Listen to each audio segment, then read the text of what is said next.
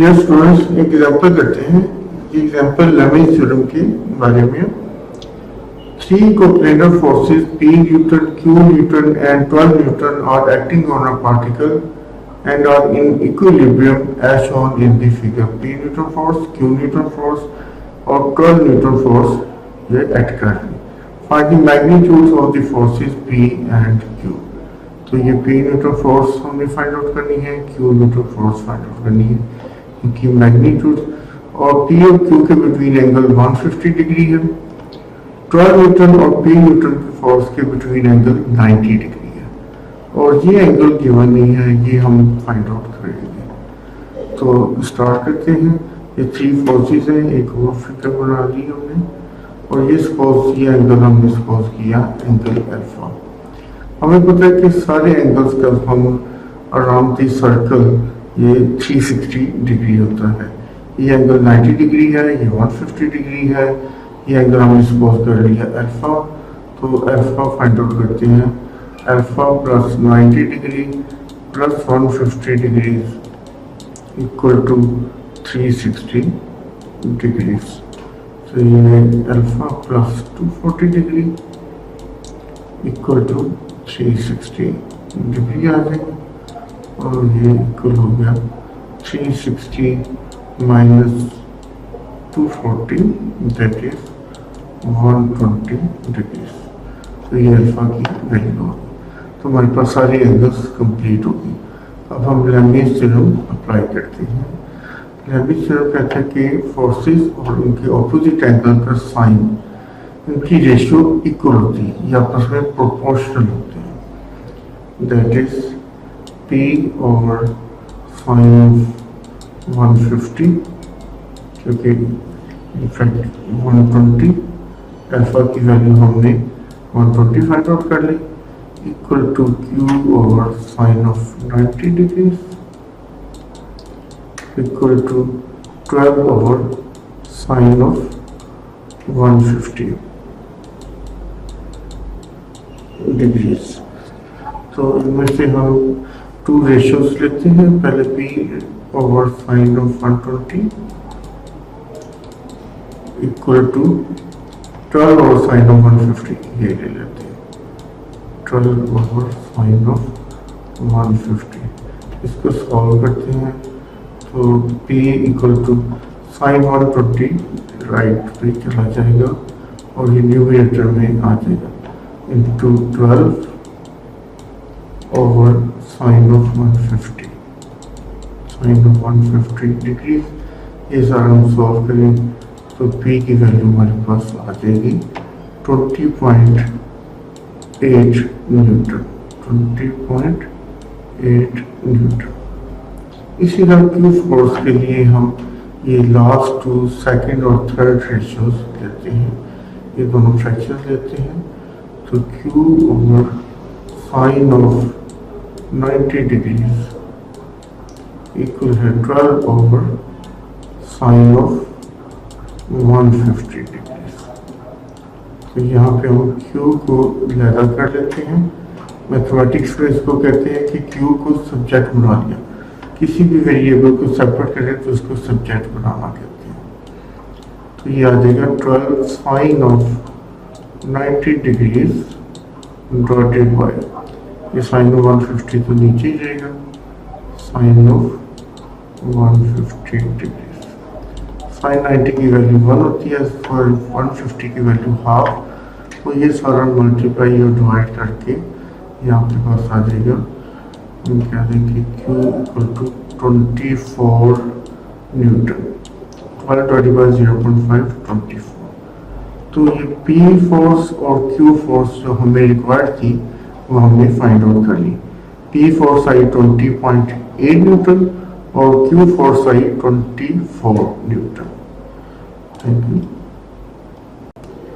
जो स्टूडेंट्स एक एग्जांपल करते हैं, ये भी लेबनीज़ थ्योरम के बारे में।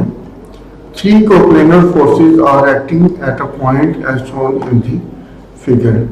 The magnitudes of the forces are 6 Newton, 8 Newton, that is like this, and 10 Newton respectively.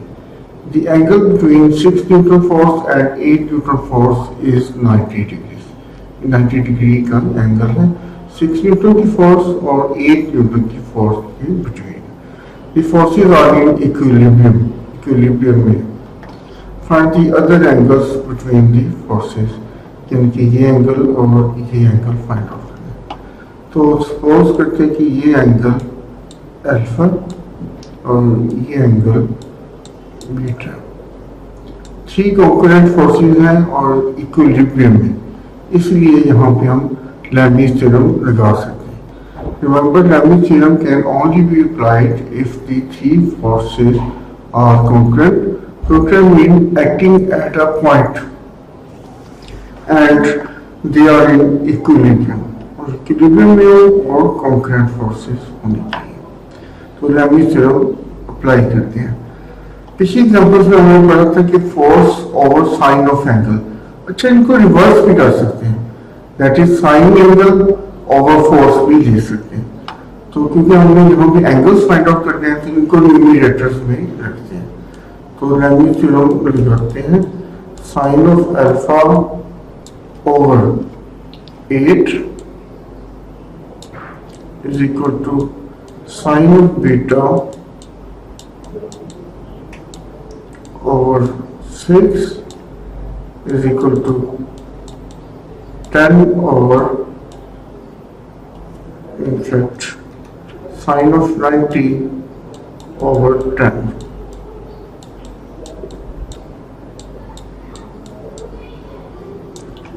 अब पहले अल्फा फाइंड आउट कर लेते हैं, फर्स्ट फ्रैक्शन और सेकंड फ्रैक्शन को यूज करते हैं। तो ये आ जाएगा sine of alpha over 8 equal to sine of 90 over 10। Sine of 90 की वैल्यू 1 होती है, 8 को हम राइट हैंड साइड पे ले जाएंगे, तो ये आ जाएगा sine alpha equal to 8 over 10। 8 over 10 mean 0.8। तो साइन ऑफ अल्फा की वैल्यू आ गई 0.8। ये एंगल अल्फा फाइंड आउट करना, तो alpha equal to sine inverse 0.8। Sine inverse 0.8 calculator से फाइंड आउट करें तो आपके पास एंगल 53.13 डिग्री आएगा, लेकिन ये एंगल ऑब्ट्यूज है। तो साइन इनवर्स अगर पॉजिटिव कर लें तो 2 एंगल देता है, एक तो एक्चुअल एक्यूट एंगल और ऑब्ट्यूज करस्पॉन्डिंग ऑब्ट्यूज, वो 180 से माइनस कर देंगे।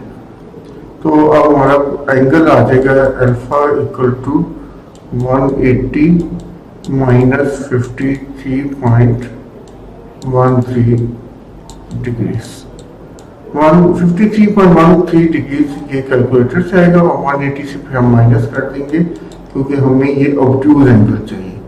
तो ये एंगल बन जाएगा 126.87 डिग्रीज। तो ये एंगल ऑब्ट्यूज एंगल आ गया अल्फा इक्वल टू 126.87 डिग्रीज। जी हमारे पास एंगल अल्फा आ गया, 90 डिग्री पहले था। तो इसी तरह हम बीटा एंगल फाइंड आउट कर सकते हैं, sine beta over 6 equal to sine 90 over 10 को यूज करके।